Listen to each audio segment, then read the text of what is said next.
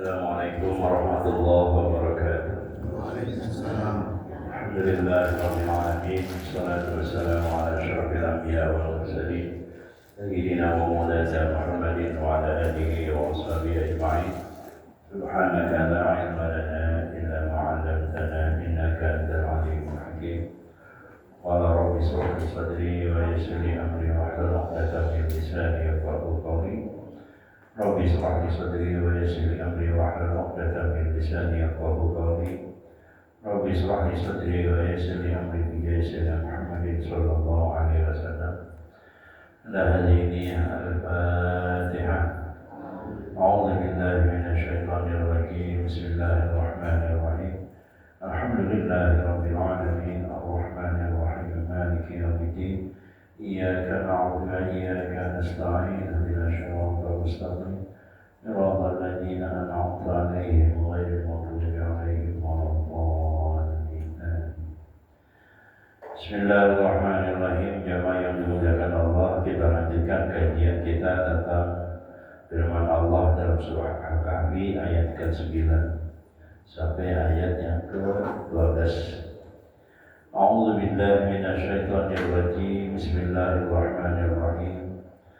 Am hasibta anna ashabal kahfi wal raqim kanu min ayatina 'ajaba in awal fityatu ilal kahfi faqala rabbana atina min ladunka rahmatan wa hayyi' lana min amrina rasyada وضربنا على آذانهم في الكهف سنين عددا ثم بعضناهم لنعلم أي الحزبان أحصى لما لبثوا أمدا. Dari bunyi ayat sendiri sudah sesuatu yang sangat indah. Ajaba akhirnya, kemudian rasyada, subhanallah, adada, amada. Bukan sebuah kebetulan, tapi memang susunan Al-Quran itu bukan main. Seperti wal asri innal insana lafi khusrin illa alladziina aamanu wa 'amilus shalihati wa tawassaw bil haqqi wa tawassaw bis sabri. Rik gitu. Indah sekali Al-Quran itu. Karena memang kalamullah. Baik, kita sudah masuk pada materinya surah Al-Kahfi, di mana Rasulullah SAW itu pernah ditanya tentang 3 hal. Yang pertama, Rasulullah ditanya tentang ruh. Dijawab oleh Allah dalam surah Al-Isra. Kemudian Rasulullah ditanya tentang disebut dengan seven sleeper atau ashabul kahfi. Orang yang 7 orang yang tertidur selama 309 tahun. Dijawab dengan ayat ini. Kemudian Rasulullah ditanya tentang Zulkarnain, the Great Zulkarnain yang punya tanduknya 2, 5 kali tanduknya, dijawab dalam surah Al-Kahfi. Jadi jamaah yang memuliakan, dan jawaban itu butuh 15 hari untuk menjawabnya, sampai Rasulullah ini bingung, apakah saya benar menjadi Rasul atau tidak, gitu. Akhirnya dijawab oleh Allah Subhanahu wa taala dengan ucapan am hasibta, apakah engkau mengira.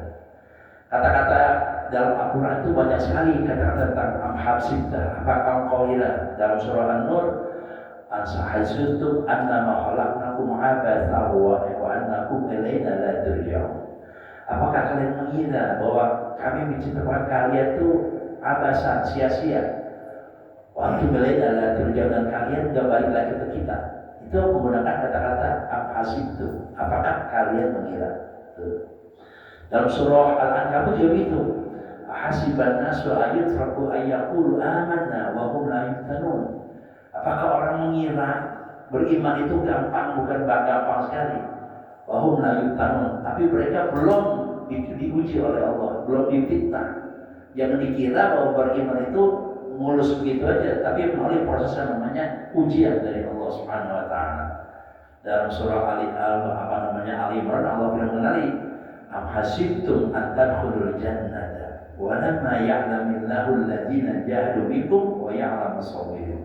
Diulangi, apa kau kira engkau akan masuk surga? Itu. Jadi kata-kata gitu, jadi melawan logika berpikir manusia. kata-kata am hasibtum an tadkhulul jannata, apakah kau kira kau akan masuk surga?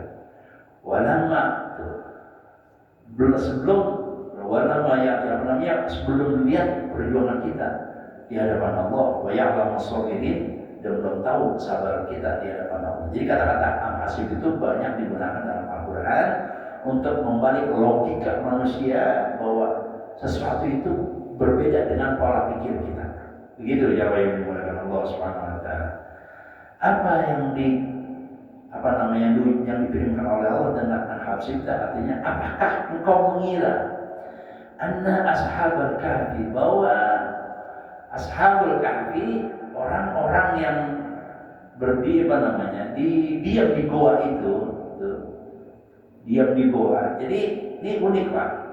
Jadi orang di goa itu tuh bukan satu kampung kemudian pindah, bukan. Jadi ceritanya itu dalam tafsir ini, tafsir subhanallah, tafsir Ibnu Katsir dikatakan, jadi ada satu orang duduk karena melihat fenomena masyarakat itu yang benar-benar musyrik, berbeda dengan keyakinan dia. Ada yang datang duduk satu orang di pohon, tiba-tiba datang lagi satu, datang lagi satu, jadi berulang 7 orang. Jadi bukan awal dari obrolan, ini parah ini masyarakat kita ini, ayo sama-sama kita ke, gitu bukan. Jadi semuanya ditarik oleh Allah Subhanahu wa taala karena gimana gitu. Kayak kita kan memang mohon maaf berkumpul kan niatnya memang pengen ngaji, kita ayo sama-sama kita ngaji, kumpul semangatnya satu. Kali ini Ashabul Kahfi satu orang melihat fenomena yang demikian berbeda dengan keyakinan dia, duduk di pohon. Satu orang lagi begitu juga, sampai berjumlah 7 orang. Makanya disebutkan ashab. Ashab itu beda dengan ukhwah. Ukhwah itu jamaah yang Allah muliakan, itu dari rahim yang sama. Kalau ashab bukan dari rahim yang sama. Makanya kata Rasulullah, innamal mu'minuna ikhwatun. Sebenarnya orang mukmin itu dari satu rahim. Kalau ashab dari rahim yang berbeda, tapi mindsetnya sama, itu namanya ashab. Kayak kita ini ashab. Dari rahim yang berbeda, jamaah Allah, dari kampung yang berbeda, dari background yang berbeda, dari masyarakat yang berbeda, pola pikir yang berbeda, dikumpulkan oleh Allah dalam keimanan, namanya ashab. Begitu kita ini. Begitu juga jamaah yang Allah muliakan. Al-Kahfi, apa itu Kahfi? Kahfi itu gua. Jamaah yang Allah muliakan. Jadi mereka yang tinggal di gua, subhanallah. Kemudian warrokim. Lalu kata-kata rokim ini bahkan di terjemahan Departemen Agama nggak ada terjemahannya rokim itu. Ya, rokim itu diterjemahkan rokim saja. Tapi saya catat ada kurang lebih 13 tentang penafsiran rokim. Ada rokim yang mengatakan goa, ada rokim yang mengatakan lembaran, ada rokim yang mengatakan tikar, ada rokim, banyak sekali kata-kata rokim. Sebab kenapa? Di dalam Al-Quran itu ada kalimat-kalimat yang sharih, ada kalimat-kalimat yang mushtaqah, ada kalimat-kalimat yang namanya kinayah. Al-Quran itu biasa menggunakan kata-kata itu. Jadi rokim itu oleh Kementerian Agama diterjemahkan tetap rokim. Apa artinya? Banyak penafsirannya. Gitu jadi Allah mulainya. Jadi kata Allah Subhanahu wa taala, kanu min ayatina ajaba. Apakah Ashabul Kahfi dan rokim bagi kalian sesuatu yang luar biasa? Bagi Allah biasa-biasa aja. Maksudnya begitu. Bagi Allah biasa-biasa aja. Kita catat paling tidak ada 7 yang sebenarnya bagi kita luar biasa, tapi bagi Allah biasa. Pertama, Nabi Adam diciptakan oleh Allah tanpa bapak, tanpa ibu, ditiupkan roh oleh Allah Subhanahu wa taala. Sebelumnya tidak ada dan tiba-tiba menjadi ada tanpa ada sebab. Yang pertama. Yang kedua, istrinya Hawa diciptakan Allah dari tulang rusuk yang bengkok. Dari tulang rusuk yang bengkok. Makanya perempuan itu kata Rasulullah SAW, in zahabat aqamtaha. Kalau kita berusaha itu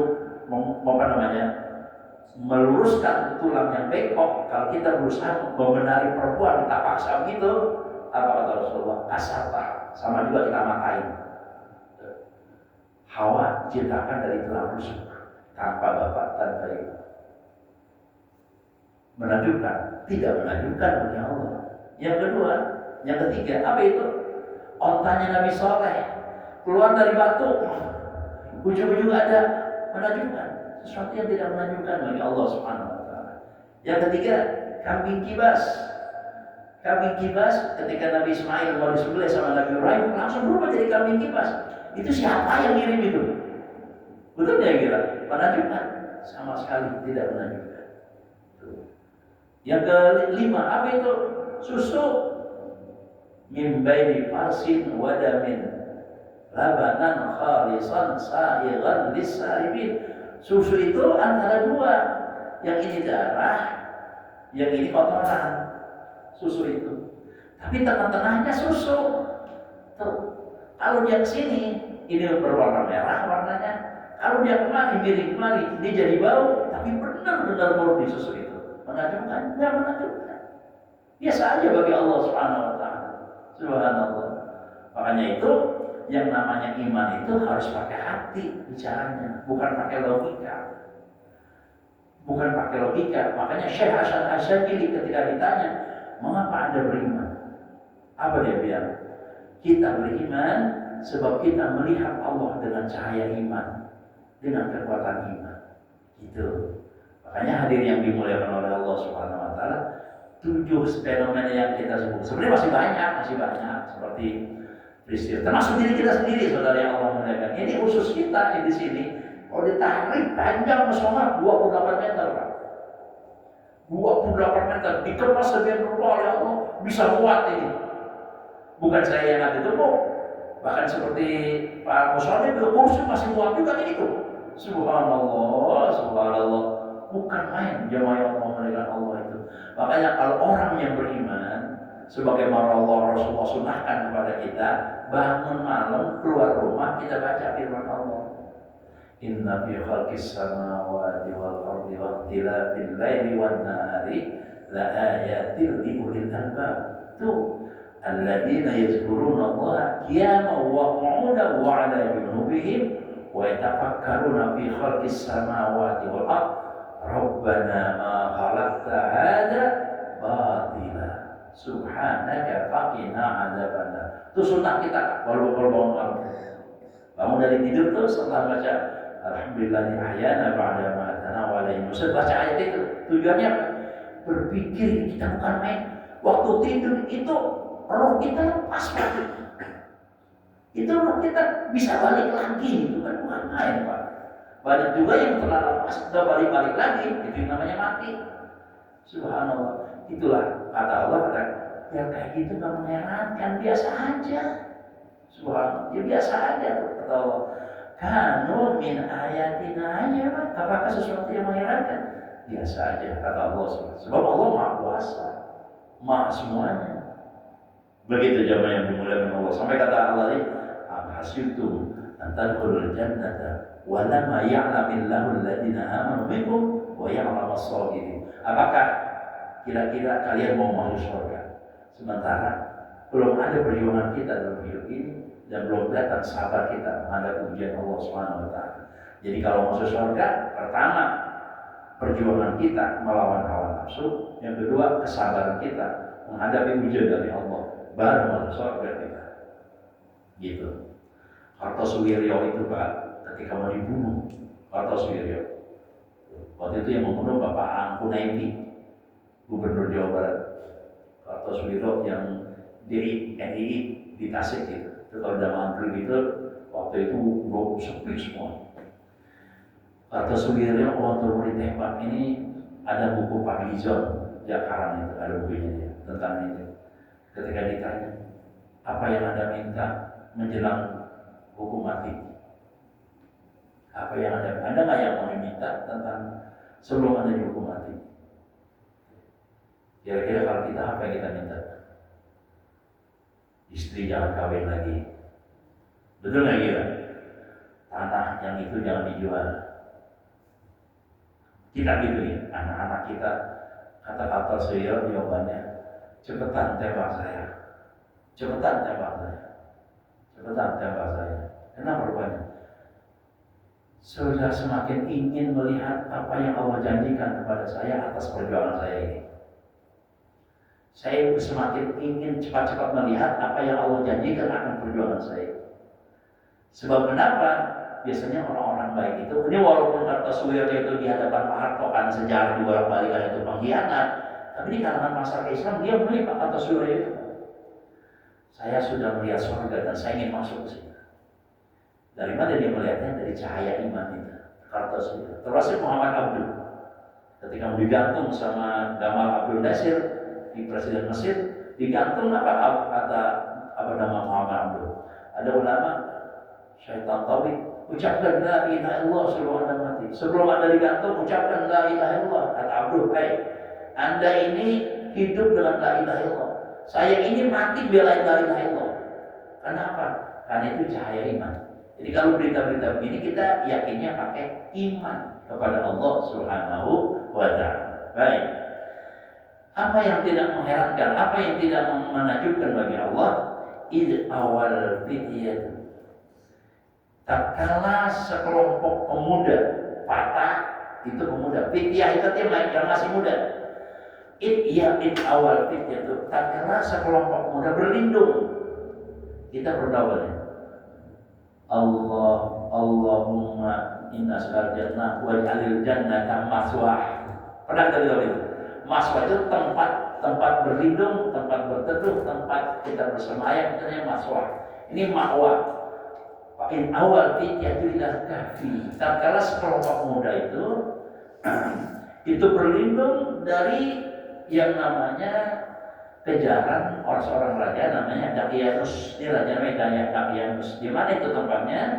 Ada dikatakan di daerah Syam di Syria, perbatasan antara Syria dengan Yordania. Namanya Dakianus. Kata Allah Subhanahu wa Ta'ala, jangan herankan karena ada sekelompok pemuda berlindung ke ilal kahfi kepada goa. Faqalu, dan berkata ini kelompok pemuda ini berkata, Rabbana, ya Tuhan kami, atina, berikan kepada kami min ladunka, dari sisimu. Apa yang dimaksud? Rahmatan, kasih sayang. Jadi sebelum mereka subhanallah berlindung, mereka mohon kepada Allah, ya Rabb, ini kita minta rahmat dari Allah kepadamu ya Rabb. Sampai ini perjuangan nyawa, ini perjuangan hidup. Ya Allah, lindungi kita dengan rahmat. Apa itu rahmat? Rahmat itu adalah ni'matun min Allah ajilan wa ajilan. Itu namanya rahmat. Kita selalu Allahumma hawwin alaina fi syakaratil maut wan najata minan nar wa afaidal abatin. Ya Allah, mudahkan hamba waktu sakaratul maut. Itu artinya waktu sakaratul maut kita mohon dirahmati oleh Allah Subhanahu wa Ta'ala. Kan kita mau sekarang nih, mudahkan sakaratul. Itu artinya kalau kita minta, ya Allah mudahkan kita waktu sakaratul maut. Itu artinya kita mohon ketika nyawa kita dicabut tidak ada rasa sakit. Waktu kita nyawa kita cabut, kita sudah melihat surga dari Allah Subhanahu wa Ta'ala. Makanya Allah firmankan dalam surah Al-Waqi'ah, wa amma in kana minal muqarrabin faraihanun wa raihanun wa jannatun na'im. Orang-orang muqarrabin itu kalau mati raihan itu rahmat. Orang muqarrabin itu kalau mati dia enggak ada terasa sakit, sakaratul maut. Enggak ada terasa sakit, enggak ada terasa sedih tuh. Yang kedua, wa raihanun, diciumkan wangi surga oleh Allah Subhanahu wa Ta'ala. Wa jannatin na'im, diperlihatkan oleh Allah surganya Allah Subhanahu wa Ta'ala. Itu rahmat. Jadi kalau jamaah yang Allah muliakan, dulu kita pernah berdoa, ya Rabbi karuniakan saya keluarga yang sakinah mawaddah rahmah. Sekarang kita mendapatkan istri kita taat, anak-anak kita pada nurut semua, itu karena doa kita yang kita baca kepada Allah, yang Allah balas. Nanti di akhirat akan dapat lagi. Itu namanya rahmat. Ni'matun min Allah ajilan wa ajilan. Itu namanya rahmat. Jadi kalau misalnya jamaah yang Allah muliakan ini perut kita sekarang kosong nih, betul nggak gitu? Tiba-tiba sampai di rumah ada bubur ayam. Kita berkata, alhamdulillah, bubur siapa ini? Bukan punya ayam. Kita tanya, bubur siapa ini? Kata istri kita, udah makan aja buat bapak. Alhamdulillah, itu rahmat. Subhanallah. Subhanallah. Habis makan bubur ayam nggak bisa BAB. Betul nggak kira? Nggak bisa BAB. Giliran minum air putih bisa BAB. Ketika luar BAB dalam hati, alhamdulillah. Itu rahmat. Ini hal yang kecil itu sebenarnya kalau kita bikin rahmat dari Allah Subhanahu wa Ta'ala. Termasuk kita begini Pak. Udah usia-usia tua sepuh begini, saudara yang Allah muliakan, masih Allah tanamkan semangat menuntut ilmu, itu rahmat itu. Itu rahmat. Semalam saya ceramah, semalam saya ngaji. Padahal kemarinnya baru maulid. Jamaahnya semalam nggak kalah dibanding orang yang maulid. Mengapa begitu? Kata Allah, orang kalau Allah izinkan orang itu menjadi orang baik, Allah tanamkan kecintaan kepada ilmu. Jadi kalau kita aman ngaji semangat gitu, itu ciri yang pertama, Allah tanamkan kita kecintaan sama ilmu. Kalau orang nuntut ilmu itu ada 3. Orang level pertama nuntut ilmu itu jadi sombong. Makanya kadang ada orang-orang kelihatannya sombong banget punya ilmu. Pernah ada yang kemarin dari nanya begitu. Bahkan berdoanya begini nggak mau dia. Begini. Pernah saya khutbah di kampus TAN. Itu ada orang mau khutbah, tisu diginiin Pak. Disumpul bukunya gitu. Lebih baik dia tidur daripada dari khotib. Ada yang begitu. Ini saking aslinya, saking nggak mau memperoleh ilmu dari orang yang berbeda dengan guru dia, itu kalau khotbah dia begini. Disumpul bukunya begitu. Masya Allah. Tujuannya biar dia dengar pencerahan itu. Jadi kalau misalnya ada kelompok yang bukan dia begini amin, dia nggak begini aja. Beda mazhabnya kata dia. Subhanallah. Bahkan ada di atas ini, di atas itu jemurannya dijemur, hujan di atasnya sama tetangga, dicuci lagi, direndam lagi. Orang level menuntut ilmu, kalau level baru yang pertama itu sombong, merasa paling benar. Paham itu? Merasa paling benar. Yang kedua, kalau pada level yang kedua, semakin bertambah ilmu, semakin tawadu dia. Orang berilmu, semakin bertambah ilmu, semakin tawadu. Karena semua ilmu itu mengajarkan ketawaduan. Saudara yang Allah muliakan, Harun al-Rashid, seorang raja, ketika dia kirim anaknya untuk belajar kepada Imam Syafi'i, dia lihat anaknya lagi nuangin air buat tubuhnya Imam Syafi'i. Ini Harun al-Rashid. Dibuangin air begitu, anaknya pakai cibuk, dituangin Imam Syafi'i dulu. Saudara yang Allah muliakan, apa yang dari saudara? Harun al-Rashid marah. Kenapa begitu? Marahnya bukan pada Imam Syafi'i, marahnya kepada anaknya. Kenapa begitu? Bagaimana? Saya disuruh nuangin air sama guru saya begini. Kata anaknya, kata bapaknya Harun al-Rashid, bukan begitu. Jadi bagaimana? Dituangin airnya, engkau sentuh kakinya begini. Jadi tuangin juga, diginiin juga, kata al-Rashid. Mengapa begitu? Karena memang harus tawadu punya ilmu itu. Saudara yang Allah muliakan, Imam Juwaini itu punya murid namanya Imam Ghazali. Imam Ghazali itu namanya Hujatul Islam.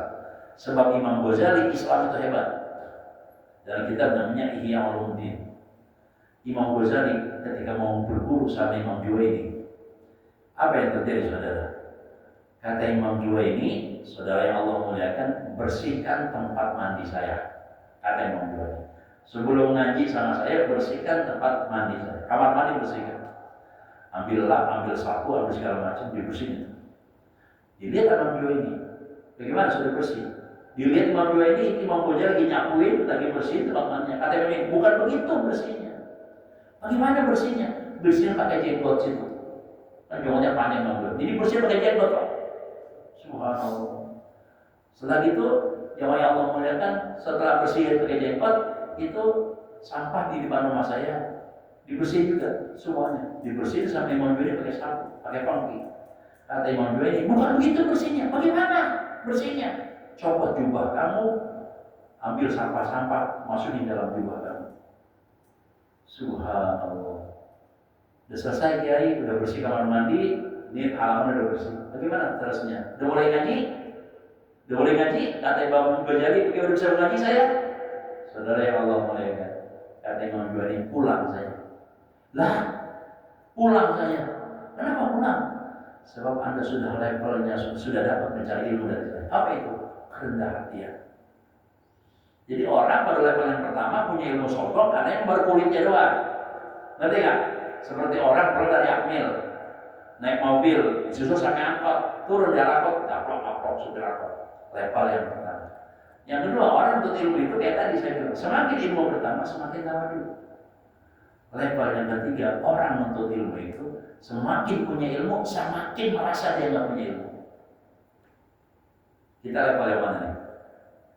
Mudah-mudahan level yang ketiga kita. Semakin punya ilmu, semakin kita tidak merasa punya ilmu. Tuh. Jadi kembali pada rahmat itu seperti itu. Wa amma in kana minal muqarrabin wa rayhun wa rayhanun wa jannatun na'im. Wa amma in kana min ashabil yamin fasalamun laka min ashabil yamin. Ashabul yamin itu siapa? Ashabul